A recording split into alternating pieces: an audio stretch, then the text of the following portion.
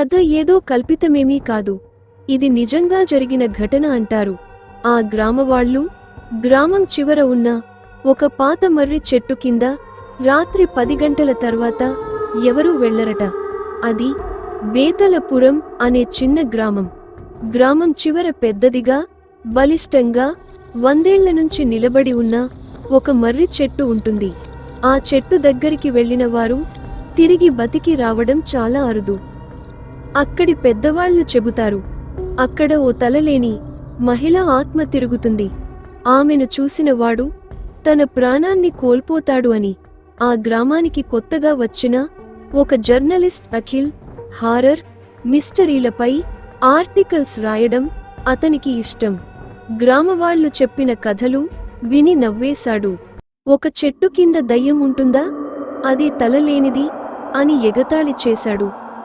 ఆ రాత్రే తన కెమెరా, లైట్, రికార్డింగ్ పరికరాలు తీసుకుని ఆ చెట్టు దగ్గరికి వెళ్లాలని నిర్ణయించుకున్నాడు. గడియారం 11 కొట్టింది. అఖిల్ ఒక లైట్తో చెట్టు దగ్గరికి నడిచాడు. చుట్టూ మౌనం. ఎక్కడో ఆకుల చప్పుళ్ళు, చెవుల దగ్గర చల్లని గాలి. కానీ గాలి ఆగిన తర్వాత కూడా చెట్టు ఆకులు ఊగుతున్నాయి. అఖిల్ కెమెరా ఆన్ చేశాడు.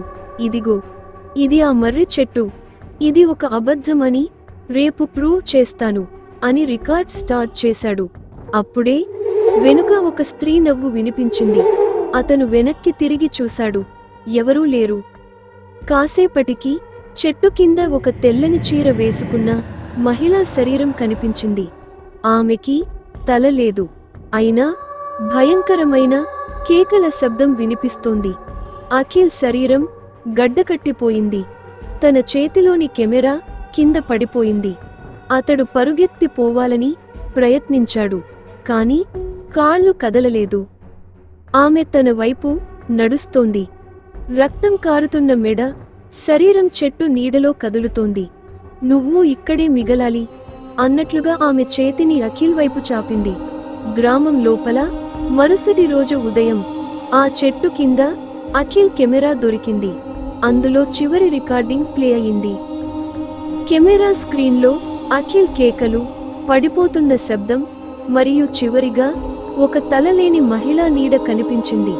అతని శరీరం మాత్రం ఎప్పటికీ కనిపించలేదు.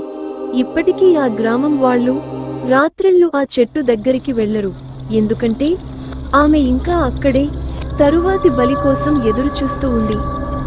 మా ఛానల్కి ఇంకా సబ్స్క్రైబ్ చేయకపోతే ఇప్పుడే చేయండి. మా కొత్త వీడియోలు మిస్ కాకుండా చూడొచ్చు. ఈ వీడియో నచ్చితే లైక్ చేయండి, మీ ఫ్రెండ్స్కి షేర్ చేయండి, మీ అభిప్రాయాలు కమెంట్లో రాయండి.